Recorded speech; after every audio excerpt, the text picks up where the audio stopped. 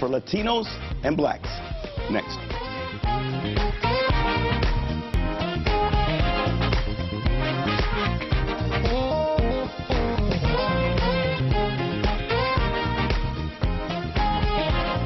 Welcome back to the Stan Simpson Show, a program about Connecticut people and compelling issues. Make it a point to drop in every week. News of alleged police bias in East Haven has renewed conversations about racial profiling and the thought process before a motorist of color gets stopped. Today we'll talk about what actually happens after the stop occurs. Current reporter Matt Kauffman uncovered some troubling trends in how police ticket people of color. Glenn Cassis of the African American Affairs Commission will join him for a candid talk about the problem. In our second segment, we'll talk about the intense conversations surrounding plans to allow Sunday beer sales and an increase in the minimum wage. Current Capitol Bureau Chief Chris Keating joined us for the stories behind the scenes. They will wrap things up with some talk about the future of UConn basketball coach Jim Calhoun. With this dismal season coming to an end, Calhoun is recovering from surgery and facing a ban on postseason play next year. Will Coach Calhoun hang him up? Current UConn beat writer Dama Mori shares his insight. But first, some dismal news about police ticketing. Matt Kauffman, Glenn Cassis, Matt, Sunday Page One story. Welcome, guys, on this whole issue of ticketing. What made you decide to look into this story in the first place? It's been an ongoing issue of racial profiling, but no one's really studied what happens after the stop. Right. Well, with the events in East Haven, certainly there was renewed interest in taking a look at kind of what happens with the interaction between police and motorists.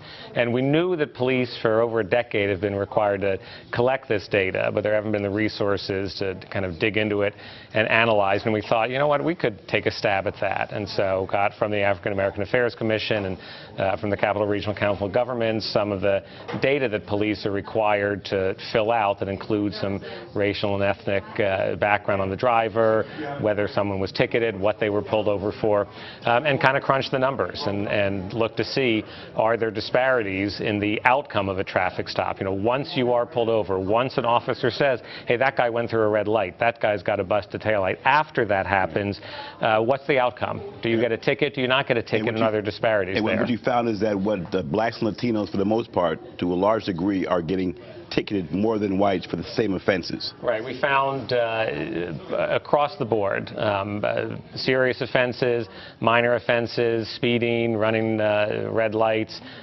broken taillight, problem with windshield, something like that.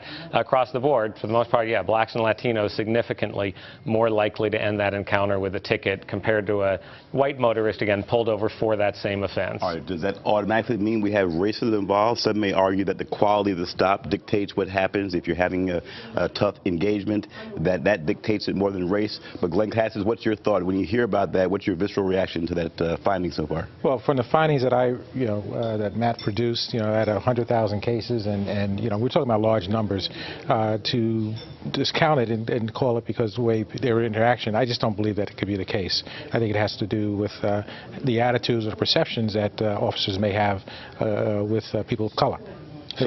So then how do you change? Now, what do you do about it? Because 100,000 cases, not everyone turns in the information.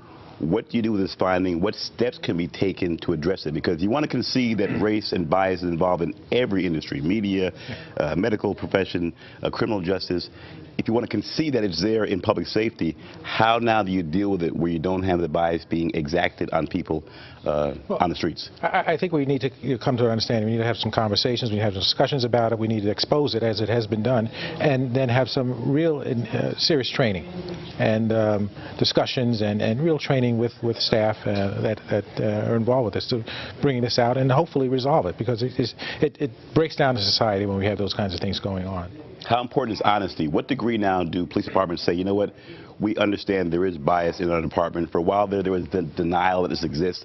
To what degree do you find that most PDs are saying, yes, we understand we have bias here, but we're not quite sure how to deal with it? Are they in denial, or are they coming to terms that bias does exist? I think people are starting to come around and understand that the bias does exist. I've spoken with some officers in the police departments, and they admit that there is some, there is some bias amongst some officers, and that they do need to do more effective training in this area.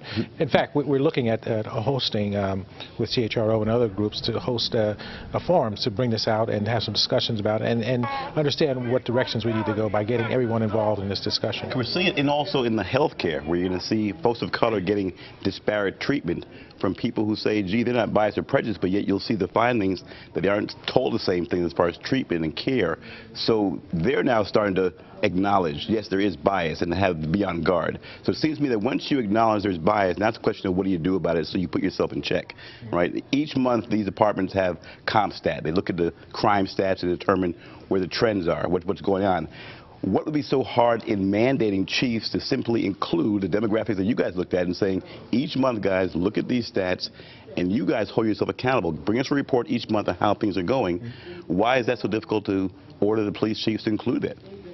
I don't think it is. I think especially when the evidence is there, the data is there. I think that those kinds of things have to occur. So it's political will, because the underlying story here is that this didn't come from the state really finding out. It's the Courant in conjunction with you guys. This wasn't, the state was mandated to do this. Your organization, but they didn't give you any money to do the actual finding, right? So they tasked you with doing the report, but then didn't give you the resources to do it. Right, so end of the day, are we talking about political will? Are we talking about really lip service? Yeah, this is an important issue, but we don't really want to know the findings? Glenn?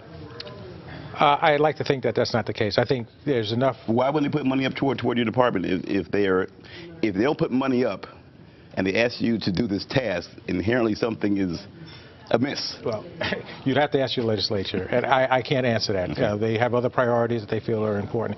We are looking at other resources. I think we're going to get some funding from the feds to help support this and do some findings. Well, East Haven, and one thing East Haven does do now, it creates leverage, right? It adds leverage to you guys. Say, we need money now to really dig into this, because you're going to have guys possibly going to jail and lawsuits and all these federal charges. So that now brings the issue back on the table. Matt, as a reporter, to what degree does East Haven open the door to more disclosure and more departments say, yes, here it is? It certainly shuts down the argument that there is absolutely no targeting, no discrimination anywhere in the state. Right. The evidence, I mean, there's still a criminal trial to be had. That's well off. But if you've read the indictment, I mean, there's pretty substantial evidence there. This isn't some fantasy tale the feds came up with. And so I think that helps promote discussion. And I think we will see more talk about this. Police chiefs. There's some police chiefs that do take this data seriously, do analyze it. But I'm hearing this week that there's also probably more data that needs to be captured. You're saying people are coming around, they accept that there is discrimination there. I've talked to a lot of police who do not believe it, who honestly believe there's absolutely none, that there are factors that go into whether to ticket, whether or not, and that race absolutely does not play a role at a subconscious level, a conscious level, at all. And they point to some other... The problem will continue. I mean, I'll say it as a columnist, that when you have that kind of attitude, the problem will continue, because there's bias in every industry, and once you're in denial about it, this will continue on. Absolutely. So what's the best solution you've heard? Matt, you've talked to a lot of people. What makes sense from a reporter's standpoint when you look into it and talk to people? What's an idea that you said, why are they doing this? Right. Well, first, it's not a solution to the issue, but it gets us closer to understanding it. I'd like to see, I do computer-assisted reporting, I'd like to see more data. I'd like to know more about the stops, and that would allow us to know whether or not, when people say, it's not race, it's not ethnicity, it's past driving records, it's other violations that come in. Well, then let's get that data and see, are there other issues there. In terms of what to do going forward, 10 seconds. I've heard police talk about greater sensitivity training, and I think that's appropriate. All right, 10 seconds, Glenn. What's the best solution you've heard? What would you bring to the table as far as nipping this into the bud or dealing with it? Well, I would certainly look at sensitivity training, and if that doesn't work, I think we need to take actions that officers, just like if teachers aren't doing the job well, if physicians aren't doing the job well, they're suspended. And I think the same thing holds true for officers. If they're continually practicing this, then they need to be relieved or dismissed or something to that effect. The data is pretty telling. Yeah. Right? All right, guys. Matt Kauffman, Glenn Cassis. When we come back, folks, we'll talk about Sunday beer sales in Connecticut and plans to increase the minimum wage. You are watching the Stan Simpson Show. Remember, catch us 24/7, ctnow.com/Stan. Follow us on Facebook, Twitter, too.